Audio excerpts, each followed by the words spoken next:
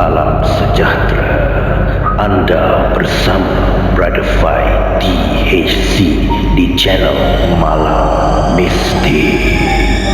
Sebuah segmen audio dan video kisah seram dan mistik. Semoga anda semua terhibur.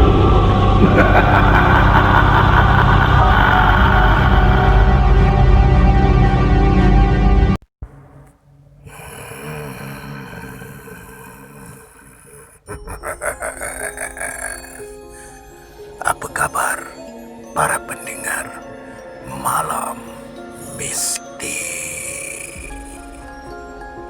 Pada malam ini, Brother Fai akan kongsikan kepada anda kisah yang datangnya daripada seorang penulis baru di dalam komuniti Geng Malam Mistik. Beliau bernama Wulan Lara. Wulan Lara berasal daripada Pulau Langkawi. Pada malam ini, tajuk karya beliau adalah Rumah Pusaka. Aku cuma seorang suri rumah aja. Hidup aku banyak dalam rumah. Jarang sangat nak lepak-lepak dengan kakak dan makcik-makcik bawang kat luar tu. Asyik keluarga dia orang saja yang baik. Keluarga orang je tak elok. Dari aku join puak-puak macam tu, baik aku duduk je dalam rumah. Kalau keluar pun atas urusan kerja saja. Apa yang aku nak cerita ni bukanlah nak burukkan keluarga sebelah suami. Cuma sekadar nak cerita perihal perkara-perkara seram yang berlaku selama aku duduk di sini. Hai, panjang pula mukadimah aku ni. Keluarga suami aku ni sebelah bapak mertua aku. Bapak kepada bapak mertua aku ni. Orang kata hebatlah. Ilmu pawangnya termasuklah juga mak kepada bapa mertua aku. Korang pening tak? Aku pun pening. Dia seorang bidan. Aku tak kenal pun. Dengar cerita dari adik-beradik bapa mertua aku, entah betul atau tidak, entahlah. Sebelum ni, aku tinggal kat rumah pusaka kat kampung aku. Rumah tu pun banyak mistiknya. Nanti aku cerita. Aku pindah rumah pusaka suami ni selepas bapa dan mak mertua aku meninggal. Dah lama diorang meninggal. Dalam 4 tahun aku pindah duduk sini. Dalam 4 tahun ni lah, macam-macam yang aku dan anak-anak aku hadapi. Ada satu hari tu, aku duduk kat dapur, saja lepak sorang-sorang sambil ber-FB. Dia kata ni ber-FB, ber-Facebook lah. Tiba-tiba, aku terpandang kat ruang tengah rumah. Aku nampak arwah bapa mertua aku sedang berjalan ke arah dapur. Persis seperti dia, tanpa baju, hanya berkain pelikat. Aku terus pandang tanpa berkelip mata. Waktu tu, aku tengok dia sedang membetulkan kain pelikatnya sambil berjalan menuju ke dapur.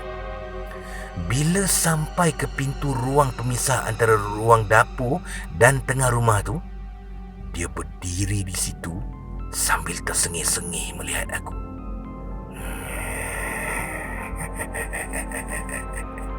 Aku terus mengucap Astaghfirullahalazim dengan panjang sekali.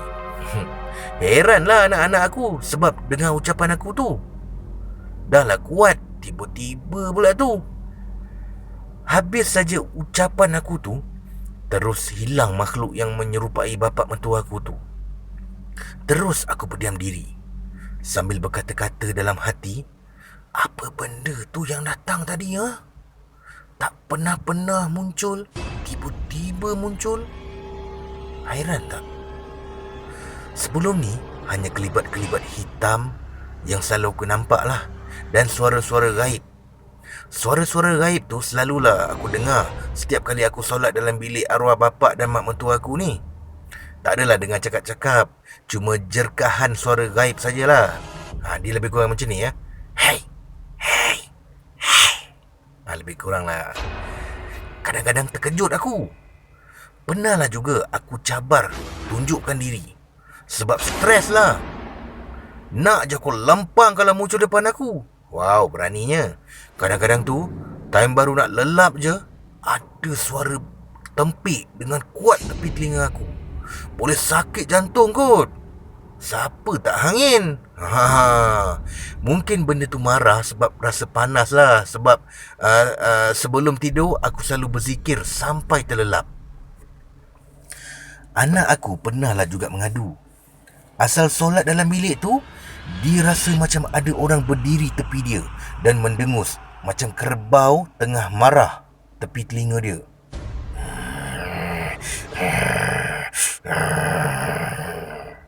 Selalu macam tu. Cerita jugalah kat suami. Dia pun tak tahu apa benda tu. Aku dan anak-anak dah lali dengan situasi tu. Nak kata takut, tak adalah pula rasa tu. Mungkin sebab dah lali dengan benda-benda macam tu. Hari tu, aku cerita sedikit usikan manja yang berlaku dalam rumah pusaka suami aku.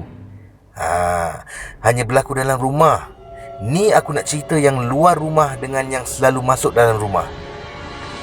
Aku ni cuma suri rumah. Tapi aku ada pekerjaan kat dalam rumah ni.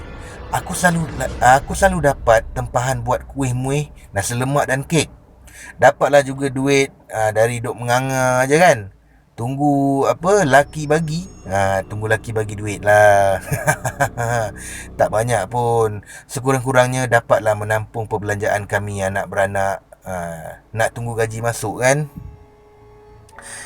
Kalau ada tempahan kuih dan nasi lemak, memang kena bangun awal lah. Terutama kalau nak buat kuih pau dan donat. Ambil masa ni. Nak uli lagi, nak tunggu kembang lagi. Siapa yang duk meniaga kuih-muih tahulah macam mana susahnya. Tapi sekarang ramai je yang guna mesin untuk mengguli. Makcik ni guna mesin original je. Lengan pun dah serupa orang lelaki. Sadar. Suami kata sebab asyik uli tapung aja. Selalu juga aku bangun pukul 3 pagi. Sunyi dan sepi waktu tu. Sat no. Dia ni orang Langkawi kan. Sat no. Hampa bayangkan situasi dapur rumah. Rumah aku duduk ni rumah lama. Perumahan awam yang pertama dibina. Kawasan bandar memang pesatlah pembangunan sekeliling. Dulu kawasan ni adalah ladang pokok getah. Senang cakap estate lah. Demi pembangunan dah dibuang sedikit demi sedikit pokok getah tu. Kat belakang dapur aku tu ada kuarters guru. Masa dalam proses pembinaan kuarters tu, ada pekerja dari Indonesia jatuh dari tingkat atas bangunan tu. Betul-betul menghadap rumah kami yang kami duduk ni. Kepalanya pecah. Biji mata tertanggal dari soketnya dengan darah yang banyak. Seram betul masa tu. Bangunan tu memang hampir betul dengan tingkat rumah. Aku anggarkan dalam jarak 30 meter dari rumah aku lah. Rumah aku duduk di tengah-tengah, diapit jiran kiri dan kanan. Jadi akan nampak suram kalau tak buka lampu. Nak harap tingkap, setakat 2 frame tu je lah. Jadi aku buang semua cermin kat tingkap tu, open air. Harapkan ada bilah besi dan langsir je. Tu pun aku jarang-jarang tutup. Selalu bising jugalah suami aku ni. Sama lah dengan anak-anak aku pun. Dia orang cakap rasa seram kalau tingkap tu tak ditutup. Kat tingkap tu lah mungkin maksud aku luar tingkap tu, langsir dan pocong suka datang menjenguk. Mula-mula dulu takut dan seram juga.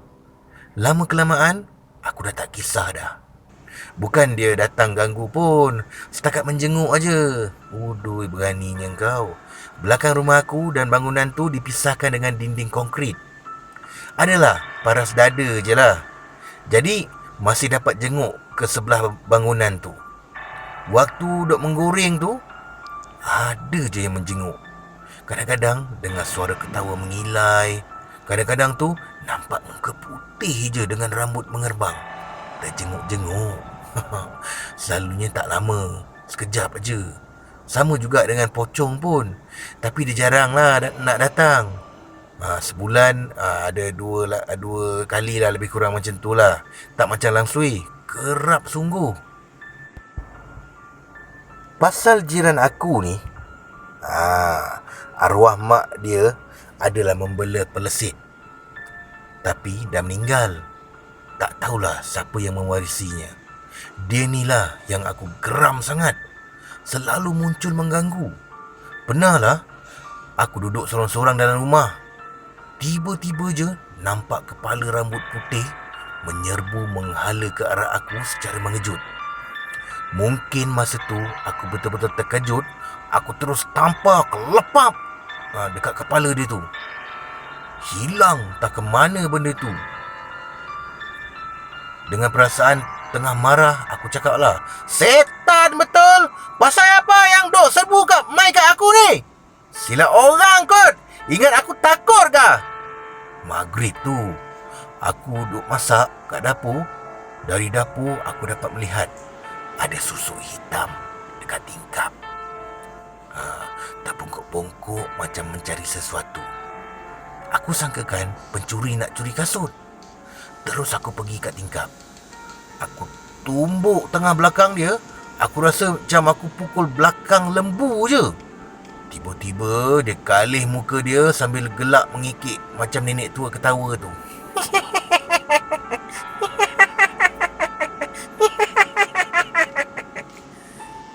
Aku nak bagi tahu macam gelak tu pun aku tak tahulah kan.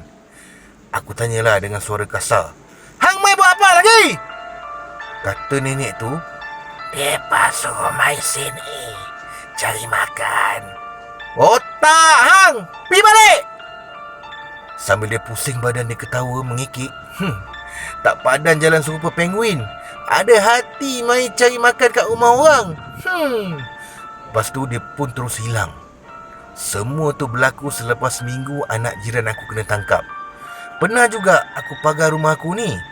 Secara tak langsung akan terpagar terus rumah jiran-jiran aku. Esok tu anak jiran aku bercerita, semalam pintu rumah dia macam digoncang. Seolah-olah ada benda nak keluar tapi dia tak nampak siapa yang goncang tu. Aku tahu benda tu panas duduk dalam rumah tu. Itulah siapa suruh kacau orang sangat. Ada aku kisah. Lantaklah. Jadi itulah sebuah sedikit kisah seram yang aku alami dekat rumah pusaka suami aku. Nanti aku cerita pula kisah rumah pusaka aku di kampung. Sekian. Terima kasih, Brother Far.